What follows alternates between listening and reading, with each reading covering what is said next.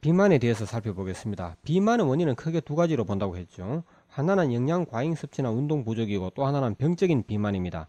수술 후에 비만이 오는 경우가 많습니다. 그렇죠. 약을 장기간 복용하게 되면 갑자기 비만이 찾아오기도 하는 겁니다. 신장 기능이 나빠지고 몸에 어혈이 쌓여서 피가 잘 흐르지 못하면 비만으로 이어진다는 것이죠. 그 치료 방법은 영양 과잉 섭취나 운동 부족으로 오는 비만은 다이어트와 운동으로 물론 치료를 해야 되겠습니다. 그러나 수술이나 양약 복용, 장 기능의 이상 등으로 오는 병적인 비만은 다이어트와 운동으로 해결되지 않습니다. 이 자정요법으로 신체의 각 기능을 되살려 준다면 병적인 비만은 당연히 사라지게 되어 있습니다. 비만의 원인이 어느 쪽에 얼마만큼 있는지는 자정요법으로 알아낼 수 있습니다. 그리고 마른 체질에 대해서 보겠습니다. 마른 사람을 유전이나 체질 탓으로만 돌리기 쉬운데 병적인 원인이 대부분입니다. 몸이 마른 편인데도 힘찬 생활을 할 수 있다면 정상이라 하겠지만 그렇지 못할 경우는 허약 체질이라고 하여 이 치료를 서둘러야 하는 것입니다. 이 병적으로 마른 사람은 보약을 먹어도 효과를 거두기가 어렵습니다. 자정요법으로 해결하면 보약 없어도 지나치지 않을 만큼 살이 찔 것입니다. 마른 사람이 살이 쪄서 보기 좋은 것도 중요하지만 그보다 더 중요한 것은 몸이 건강해졌다는 것을 의미하는 것이죠. 손발이 찬 경우는 몸 전체의 피흐름이 느리거나 약하기 때문인 경우도 있고요. 수족으로 통하는 혈관의 일부가 막힌 것이 복합적인 이유가 될 수도 있습니다. 수족 냉증을 치료하려면 자정요법으로 전신의 피흐름을 좋게 하거나 팔다리에 막힌 혈관을 열어줘야 하겠죠. 막힌 혈관을 찾는 방법은 매우 쉽습니다. 이건 별도로 설명드리겠습니다. 남성이 성기능이 저하되는 경우는 위장, 콩팥, 간, 생식기, 비뇨기 부위의 어혈을 제거하고 혈순환이 잘 되게 하면 정자 생산이 왕성하고 힘이 솟아오르게 될 것입니다. 이것은 실습편에서 공부를 하시게 될 것입니다. 심장과 동맥계통에 대해서 알아보죠. 먼저 심장병. 심장 기능의 이상으로 발생하는 모든 병을 심장병이라 합니다. 협심증, 저혈압, 심장마비, 심근경색, 심장의 통증, 숨이 차거나 가슴이 두근거리는 증세, 불안, 초조한 것도 역시 심장병에 속한다고 합니다. 초기 증세는 육체적인 운동을 하거나 정신적으로 안정을 잃고 흥분하면 심장에 통증이 왔다가도 육체적 정신적으로 편안히 휴식을 취하면 통증이 멈추는 특징이 있습니다. 즉 이것이 과연 심장병이냐 아니냐를 판가름하는 것은 이러한 점을 기준으로 삼아야 할 것입니다.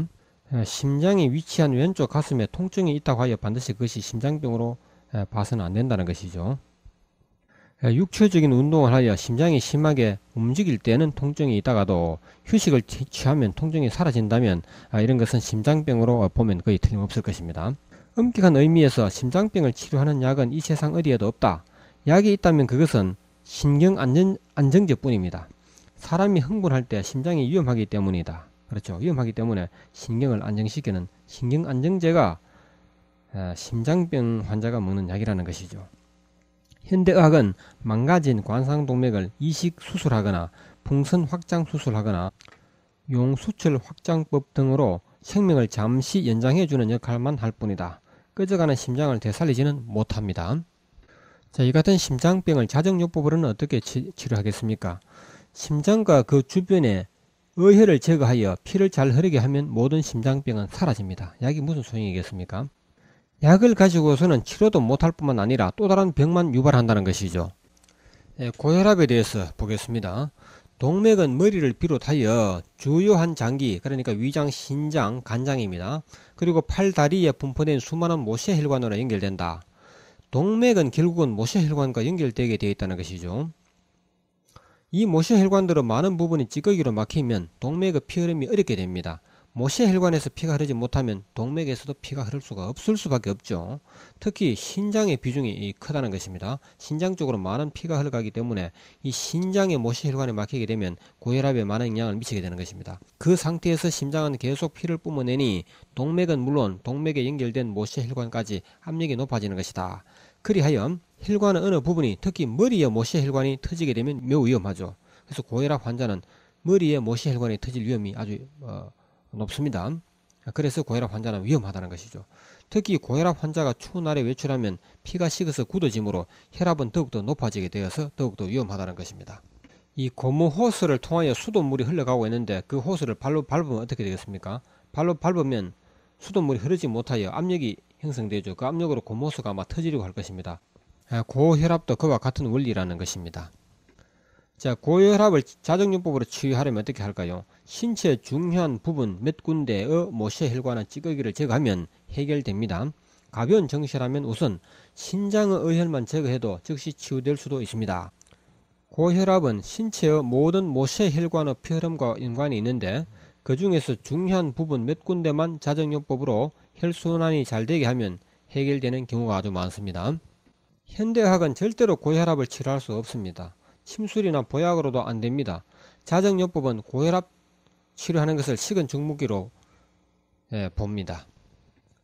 고혈압 환자에게 의사는 심장의 힘을 죽여서 천천히 그리고 약하게 뛰도록 하는 약, 다시 말해서 신경안정제 혹은 마취제입니다. 이런 약을 처방합니다.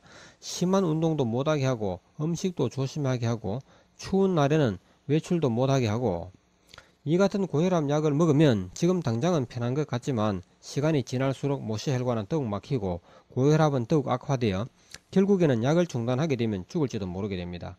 죽을 때까지 약을 먹어야 한다는 것이죠.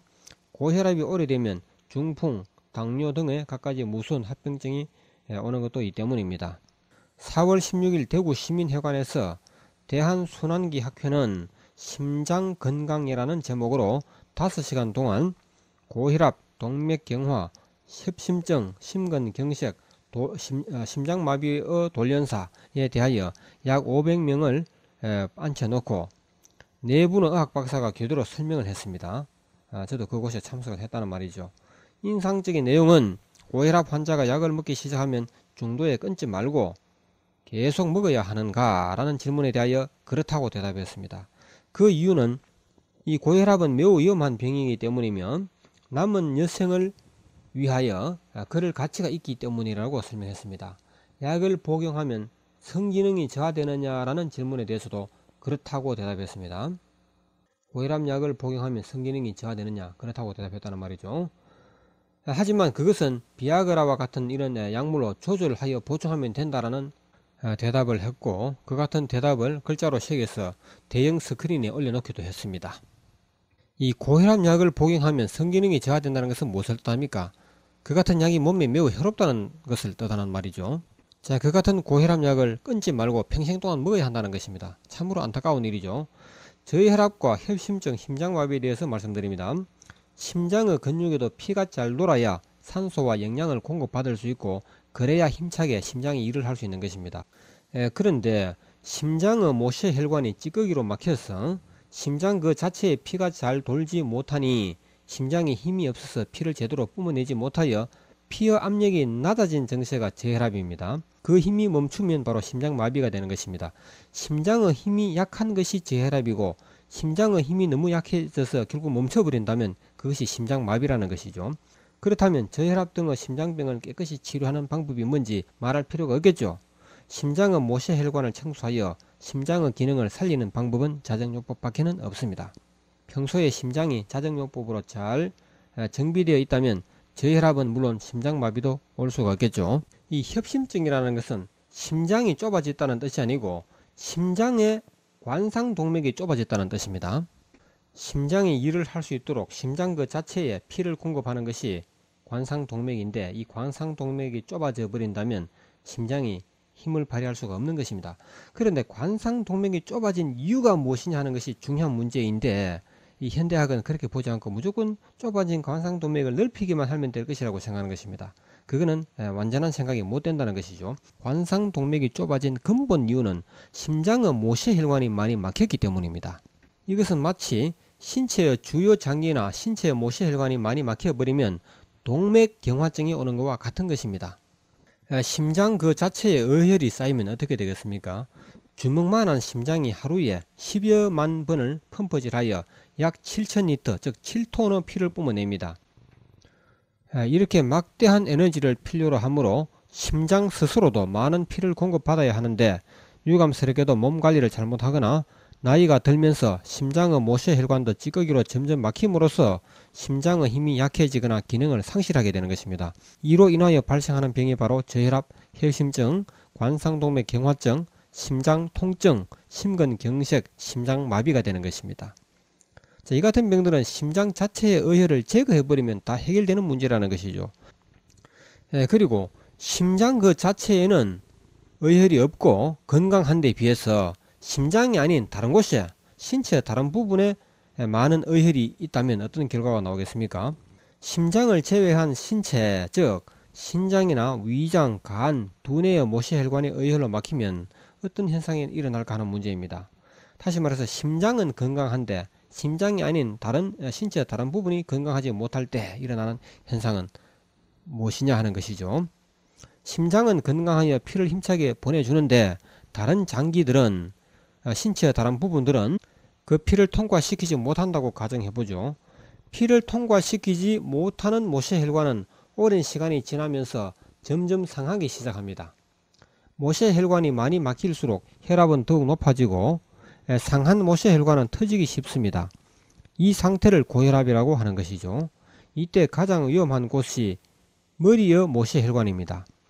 두뇌의 모세혈관이 터지면 피가 누출되어 두뇌를 오염시키는 것을 내출혈이라고 하죠.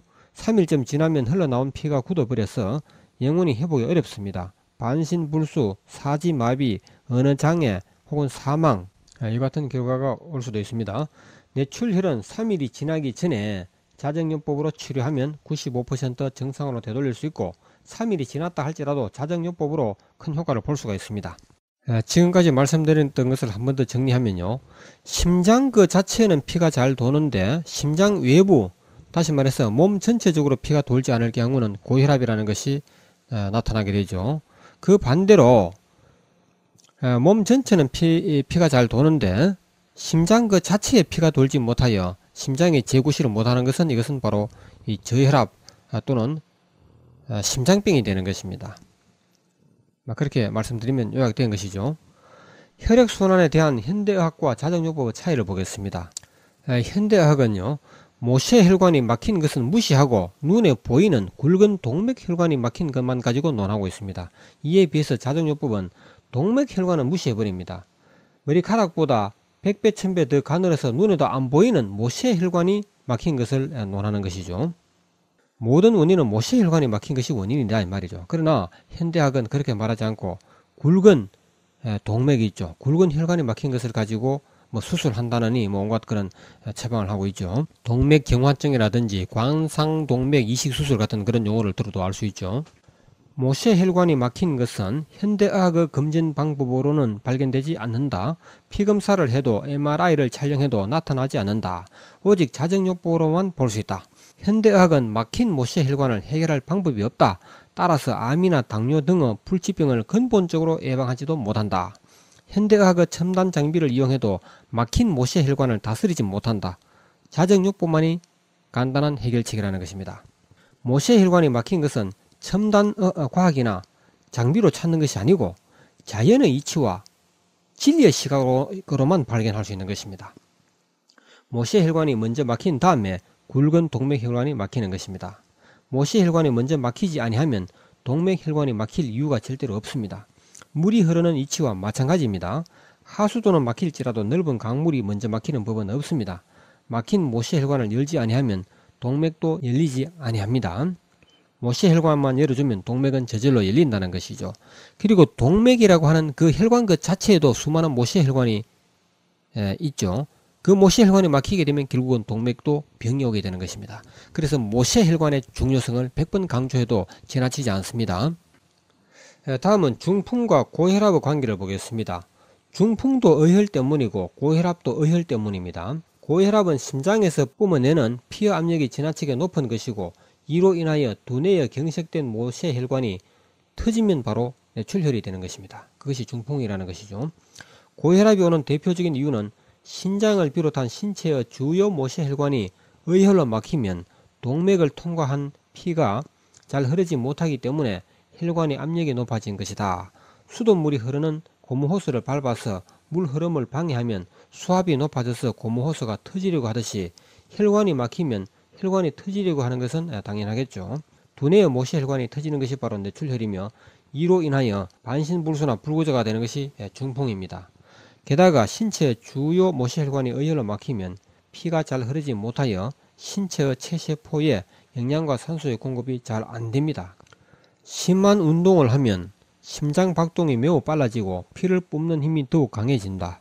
그 이유는 운동을 하면 근육에서 많은 에너지와 산소를 소모하여 에너지와 산소가 부족해지기 때문에 그곳으로 많은 에너지와 산소를 빨리 보내기 위하여 심장 박동이 본능적으로 더욱 힘차고 빨라지며 심호흡도 빨라지는 것입니다. 심호흡이 빨라진다는 것은 숨이 가쁘다는 말과 같은 것이죠. 신체의 주요 부분의 모세혈관이 의혈로 막히면 에너지와 산소 공급이 안 되어서 에너지와 산소가 부족해지게 되는 겁니다. 체세포나 근육세포에 영양과 산소가 부족해지면 심장 박동은 더욱 강해지게 마련이죠. 심장 박동이 강해지면 혈압은 더욱 높아지고 숨은 차게 되는 겁니다. 자, 이 같은 설명을 종합하면요, 모세혈관이 의혈로 막힌 것만으로도 혈압은 높아지는데 게다가 체세포의 에너지와 산소의 부족으로 인하여 심장 박동이 더 빨라지고 강해지면 혈압은 더욱더 높아지게 되겠죠. 이것이 바로 고혈압이라는 것입니다. 고혈압 환자는 조금만 움직여도 숨이 차게 됩니다. 결론적으로 말하면 의혈이 많으면 혈압이 이중의 원인으로 높아진다는 것이고, 고혈압의 모든 원인은 혈관을 막고 있는 의혈 때문이라는 것입니다. 몸에 의혈이 많으면 혈압이 이중으로 높아진다는 이 말을 이해를 하셔야 되는데 이해되셨는지 모르겠네요. 몸에 의혈이 많아서 피가 잘 돌지 않는다는 것, 이것만으로도 혈압이 높을 수밖에 없죠. 게다가 몸에 의혈이 많아서 피가 잘 돌지 못하면 신체 전체적으로 산소와 영양 공급의 부족을 느끼게 됩니다. 그렇게 되면 심장 박동이 더욱더 빨라진다는 것이죠. 심장 박동이 빨라지면 혈압은 또 더 높아지겠죠. 이것이 혈압 상승의 이중 원인이라는 것입니다. 자, 그렇다면요, 고혈압과 중풍과는 어떤 관계이겠습니까? 고혈압 때문에 다리나 위장의 모세혈관 하나가 터진다 해도 별 지장은 없습니다. 고혈압으로 인하여 다리, 팔다리 부분에 모세혈관이 터져도 사람이 죽지는 않죠. 그러나 머릿속에 있는 두뇌의 모세혈관이 하나라도 터져서 피가 흘러나와서 그 피가 굳어서 뇌세포의 기능을 마비시키면 사망하거나 불구자가 된다는 것입니다. 이것이 중풍이죠. 다시 말해서 뇌출혈 그 자체는 중풍이 아닙니다. 뇌출혈로 인하여 뇌세포가 마비되어 불구자가 되는 것이 중풍이죠. 그러니까 뇌출혈이 일어났다 할지라도 그 피가 두뇌에서 굳어버리기 전에 자정요법으로 깨끗이 제거해버린다면 불구자가 되지도 않고 또 뇌출혈의 원인인 의혈도 제거했기 때문에 두 번 다시 뇌출혈이 발생하지도 않습니다. 그러니까 치료와 예방 효과를 동시에 거둔다는 것입니다. 그렇다면 중풍을 예방하는 길은 무엇일까요? 고혈압을 치료해야 합니다. 자정요법으로 고혈압을 치료하는 것은 식은 죽 먹기만큼 쉬운 일입니다. 또 하나는 두뇌의 의혈을 깨끗이 청소하여 두뇌의 모세혈관이 막히지 않도록 해야 합니다. 즉 중풍을 예방하는 길은 방법은 두 가지라는 것이죠. 고혈압을 치료하는 것이고 또 하나는 두뇌의 모세혈관이 막히지 않도록 해야 한다는 것입니다. 이게 무슨 말이냐 하면 혈압이 높다고 할지라도 머릿속이 깨끗하면 중풍이 오지 않는다는 이야기입니다. 또 머릿속에 다소 안해하면 중풍은 오지 않는다는 이야기입니다. 이해되십니까? 고혈압 환자라 할지라도 머릿속 두뇌의 모세혈관에 의혈이 없으면 중풍이 오지 않습니다. 하지만 고혈압 환자의 대부분은 머리에도 의혈이 많기 마련이죠. 몸이 전체적으로 의혈이 많아서 고혈압이 오게 되는데 머리에도 당연히 의혈이 많다고 봐야 하겠죠. 그렇기 때문에 고혈압 환자는 중풍으로 이어지기 쉽다는 것입니다.